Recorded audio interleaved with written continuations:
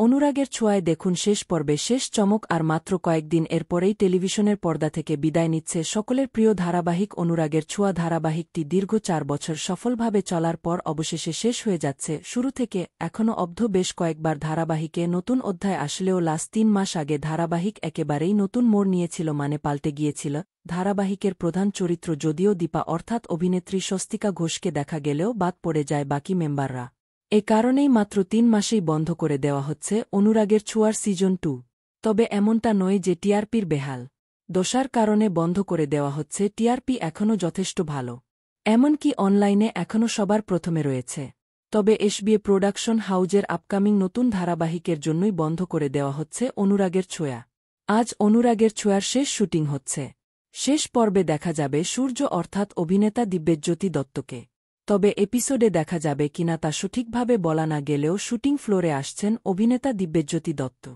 কারণ দীর্ঘ ৪ বছর পর ধারাবাহিকটি শেষ হয়ে যাওয়ায় আজ সবাইকে একসাথে দেখা যাবে অনুরাগ সূর্য দীপা সুদীপা আদিত্য পরমা অভ্রকে আপনারা কতটা মিস করবেন কমেন্টে জানাবেন অনুরাগের ছোঁয়ার সকল আপডেট সবার আগে পেতে চ্যানেলটি সাবস্ক্রাইব করে পাশে থাকা বেল আইকনটি বাজিয়ে দিন